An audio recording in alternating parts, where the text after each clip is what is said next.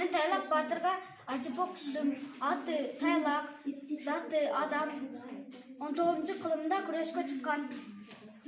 Касиети элди коргоо, даңкы батыр. Мен Тайлак батырга класстер түзүп келдим. Кандай батыр? Тайлак батыр алп, эр жүрөк, күчтүү, намыскөй, аскер басчы, чыдамкай, келишкен, патриот. Бул патриот дегенде мааниси элин сатпай ошондой мааниси. Чынчыл. Тайлак батыр 19-кылымда жашап өткөн батыр болуп саналат. Ал Тайлак батырды аскерлер тутуп алышып, уун менен өлтүрүшкөн. Тайлак батыр өзүнү уу ичип, денесин көндүрүп жүргөн болуп, биринчи уу берсе өлгөн эмес, денеси көнүп жүргөн. 4-чү чоң дозодагы ууну берсе, Тайлак батыр дүйнөдөн каза болгон. Биз бүгүн тапшырма боюнча Тайлак батыр жөнүндө Ажыбок түзүп келдик. Аты Тайлак, заты адам. 19-кылымда согушка чыккан. Даңкы батыр. Пайдасы өз жерин, элин коргоочу батыр болгон. Касиети элин коргоо. Тайлак батыр быйыл 220 жыл болгон. Согушка ал 1832 жылы чыккан. Тайлак батырга дагы кошумча алып келдим. Кыргыздардын көз карандысыздыгы үчүн күрөшкөн. Тайлак Рыскулов азыркы Ак-Талаа жана Тогуз Тору районунун чегинде Куртка деп аталган аймакта туулуп жашап өткөн. Кыргыз элинин баатырларынын бири. Аны болжол менен 1796 жылдары жарыкка келип, 1838 жылдары каза болгон деп айтып келишет.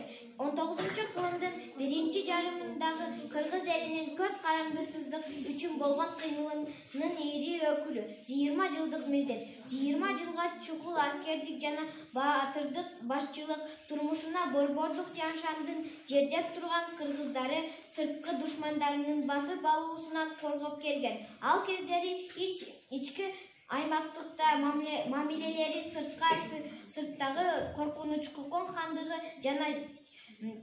жана мамлекети бейпил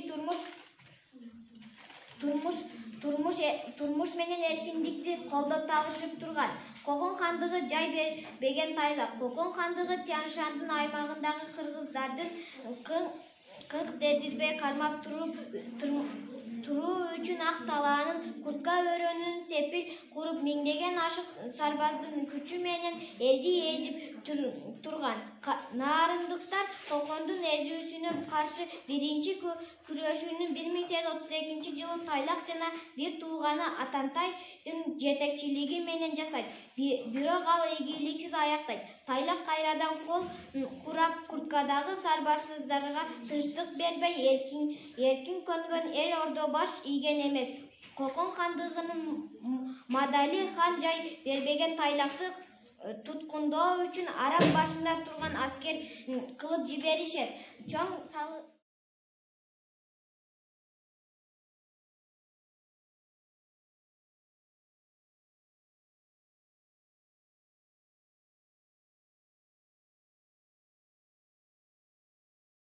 Хан жөнүндө Ажыбок түзүп келдим. Заты адам, аты Омонхан, пайдасы акылмандыгы элди табиялайт. Кыргыз мамлекет түйлүгүн камсыз кылган. Канчанчы кылымда, 19-кылымда касиети адамдарга жардам берүү, даңкы чечме болгон.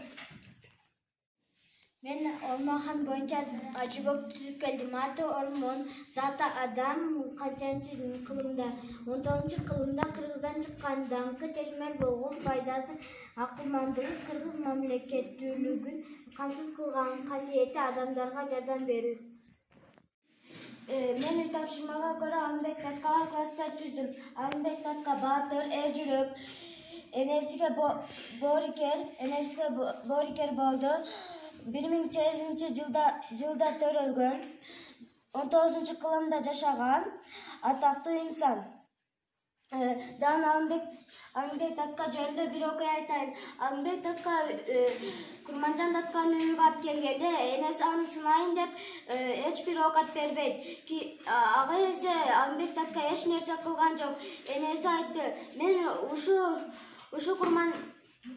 мен ар бир ишти кылдым, лекин ушу аялды сындыра албадым" деп кайгырат. Дагы 1800-жылдарда төрөлүп, 1862-жылда өлгөн. Хандын буйругунда өлтүрүлгөн. Мен ушуна боюнча Ажыбек түзүп келдим Ормонханга. Аты Ормонхан, заты адам, касиети адамдарга жардам берүү, даңкы чечмер,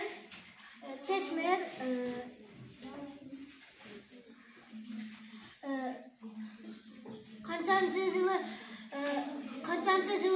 19-жылы канчанчы кылымда 19-кылымда пайдасы батыр, зыяны жок, түзүлүшү алып, мүнөздүү,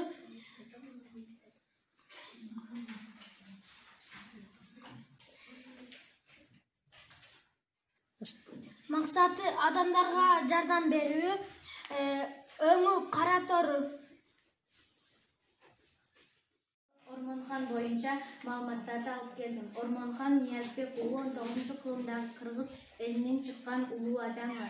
Ормонхан хандык даражага жетип, жалпы журт башын бириктирген. Ормонхан күчтүү мамлекет курууга аракет кылган. Ормонхан акылман эл билермани болуп, кыргыз элин көз каранды эмес турмушка жетүүгө үгүттөгөн. Ормонхан Карасантай баскынчы душмандарын кыргыз элин сактап, гана тим болбостон аларга чечкиндүү каршы турган. Ал коңшу элдер менен өз алдынча мамлекет хандык катары тең ата сүйлөшүүлөрдү жүргүзүү менен элдин бүтүндүгүн сактап калган. Ормонхан кыргыз элинин жалаң көчмөндүк мал багуу менен жашабастан дыйканчылык иштерин да үйрөнүүгө үндөгөн. Байыркы салт боюнча аны ак кийизге салып хан кылып көтөрүшкөн. Түзүп келдим Ормонханга. Заты адам, аты Ормон, канчанчы кылым, 19-кылым, даңкы чечмер, пайдасы батыр, касиети адамдарга жардам берүү, зыяны жок, өңү кара тору. Мен дагы Ормонхан боюнча маалыматтарды алып келдим. Ормонхан Ниязбек уулу кыргыз хандыгынын сары багыш уругунан чыккан хан. Ал 1791-жылы чоң кемин өрөөнүндө туулган. Ал 17 жашынан тартып согушка катыша баштаган. Ормон хан 1842-жылы 50 жашында биримдеген кыргыз урууларын чогултуп курултай өткөргөн. Курултайда Ормон хан Кокондун ханы, Кашкардын кожосу, Казактын султаны бар. Ошол үчүн алар күчтүү, биз биригип ортого хан шайлайлы. Ага бардык уруулар баш ийип турушсун.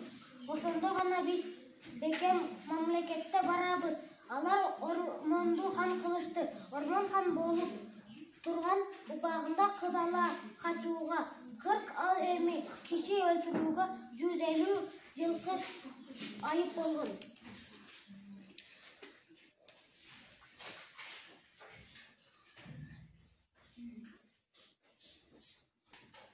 Ормонхан боюнча класстер. Ормонхан акылдуу, өз элин коргойт, илим билимдүү, хандыгын өз колунда сактайт, боорукер, баатыр. Синтпейтүүнүн биринчи аты Алымбек татка, экинчи күчтүү баатыр, үчүнчү элди башкарган хан, төртүнчү Алымбек татка Курманжанга үйлөнгөн, бешинчиси баатыр. Мен Алымбек татка жөнүндө сүйлөп берем. 19-кылымдарда түштүгү кыргыз эли башкарган адам. Алымбек татка Курманжан таткага үйлөнгөн. 1800 жылы туулуп 1862 жылы көз жумган.